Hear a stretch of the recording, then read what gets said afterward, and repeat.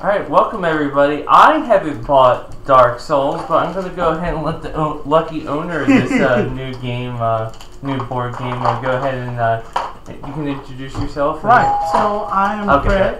It's probably Paul now. So I am Craig, and this you've probably heard me a couple times on a few of Christian's videos here.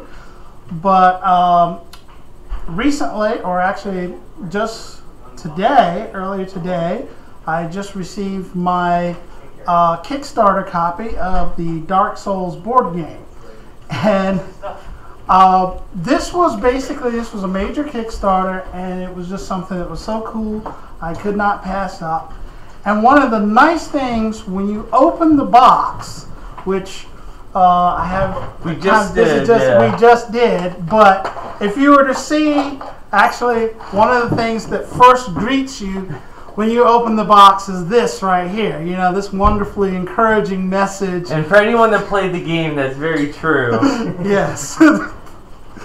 So, but one of the really nice things, but the basic idea behind this game is it's a 1 to 4 player cooperative game. So basically, you and 3 others, you play 4 heroes, and the heroes are basically these brown brown miniatures here. These are wonderful. Yeah, someone's gonna paint some amazing stuff one day with this stuff. I'm not gonna paint mine because, well, I'm just lazy. and then the bosses are just huge. Bosses are the most awesome things here. I mean, these are, check this guy out. I mean, this hammer will just absolutely crush your face. Larger than the character. I mean, can you imagine fighting this? You know, in real life, you know, here comes this guy. He's got this thing that's like bigger than you, and he's gonna. Even these minions are really. Oh, that's kind of interesting. Like the head is like normal size, but the body's just gigantic. Well, imagine. Check out this dude right here. Okay, so this is shooting a spear essentially. He's basically, you know, this is. You get hit by this, I mean, yeah, you're just dead. I mean, there's. I can't imagine painting these, but these are really impressive bosses. Like, this is, like, geez. Like, this one would be really hard to paint. Yeah, I would lose my mind. I think the only one that would be easy to paint is this one, just because it's just body and horn and staff are really the only different colors you would need. Yeah, and you don't need maybe much. if you wanted to do, like, the spine, bone structure a little bit differently, but the rest of these would be really tough. Although there's probably one thing that would help you. Since Dark Souls tends to have that dark, macabre, gothic type. A lot of like off black. There's a lot of the same colors. Gray, so you know, it's. But yeah, so basically, the heroes are of course going through the dungeon, and the idea is you're going to fight about 4 or 5 rooms worth of minions, and then you're going to come to a boss. Okay, and then you're going to try to beat the boss. Now, I've read through the rules once before, and apparently one of the things you could do is you could just shoot right through straight to the boss if you wanted to. Probably not. Is there like leveling up mechanics? Yes. Okay. Yes, there is. And actually, I can pull out, where did I put it? Oh, it's over here. Pull out one of the character sheets. Now, I have not punched these out entirely, but this is an example of a character sheet. So this is the knight, for instance. This right here. These are just some extra punch outs. So basically. Okay, yeah, so you can upgrade. Right, so you'd have your stats here. You know, everybody's stats starts at the base tiers, and then as you go along, you'll collect what's called souls as you beat the various encounters and so forth.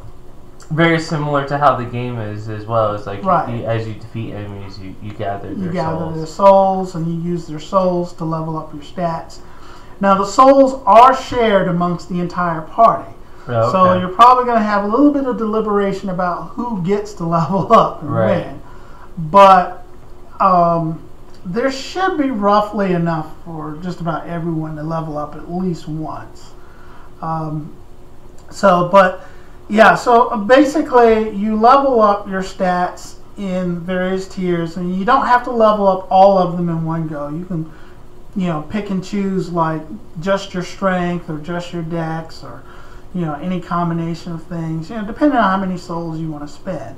But the from what I remember, the cost is pretty easy. Like to go from the base to tier 1 costs you 2 souls. To go from tier 1 to tier 2 costs you 4 souls. And to go from tier 2 to tier 3 costs you 8 souls.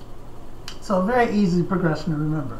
There's actually a campaign mode where you can go up to a 4th tier, where the stat is just automatically 40. And that I think cost, I can't remember if it was 16 or 20 souls. I forget exactly which. I guess these are the bosses. Right. So these are like the bosses' Their health dials, and right. Cool. So as you can see, they have a lot of health. Yeah. A lot of seats. Yeah, we're gonna be busy before we play our first game for sure. Yeah, I mean it's there's a little bit of punch out, but basically, yeah. So on your character sheet, of course, you have a couple slots for weapons, and you can actually upgrade your weapons and your armor and items. So that's kind of a nice, cool thing. And very much like Dark Souls, I mean, you have limited health recovery. Now, if you'll notice this track right here, this track is a combination of health and stamina. So, as you get hit in the game, you'll lose health. And the way you end up denoting that is you have these little markers here. Some of these will mark you will use, I forget which color was which. I think probably the whites. Yeah, for the upgrades. For the upgrades, the reds are your health, and the blacks are your stamina. So when you get hit, you'll put red markers. You would fill in for your life, or however many points of damage you take. When you do special skills that require stamina, or special maneuvers that require stamina, you'll put black markers in that will, as you use up however many points of stamina. Now the thing is, when this bar is full, you die. So one of the things about this game supposedly is making a lot of very interesting choices between So like the video game, can you come back after you die, or like how? Yeah, you can come back.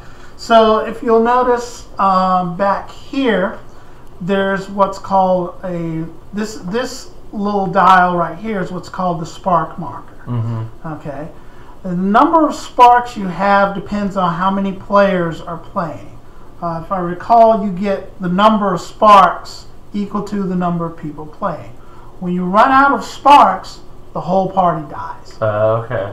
So you can have one person that's just way too risky and ruins it for everybody. Yeah, because he just decides he wants to be a troll and just get killed, and it's like, all right, so you kick him out of the group and you play with him again. So, but yeah, I mean, this is, I think it's pretty cool. It's. I'm looking forward to. I'm not looking forward to punching it all out and I'm definitely looking forward to the first game, which we'll probably start recording in about 40 minutes. But so that's unboxing. But I'm looking forward to it. Yeah, this actually shouldn't take too long to punch out. I mean, it's just. Yeah, we only need to do it for the characters that we're going to do and all that kind of stuff. Well, you do have to do a couple other things, but yeah, I just wanted to show also, like, here's your starting area. So basically, this is where you have your fire pit for the your sparks. save point, essentially. Yeah. Yeah, I mean, this is essentially your save point. If you die, this is where you come back. That's very cool. I'm glad I never beat the game. I couldn't take the punishment, and my old man reflexes just weren't fast enough anymore. But it was definitely fun, and I enjoyed it. But I just it was just like I'd rather. But it's a difficult. Yeah, it's a very difficult game. So I know it's really cool, and you know. Yeah. But I just like hopefully I enjoyed this. But I'm glad I at least tried it, so I know a little bit about the game to see which mechanics really carry over from the game. Well, a lot of people said they did a fairly good job of carrying over some of the mechanics of the game and translating it into board game. Of course, things don't map over one for one exactly. Yeah. Well, you don't have unlimited lives and just like just going through. Like they gotta So they have to take some liberties to put in the tension and things like that. Right. So. Cool. Yep. All right. Alrighty.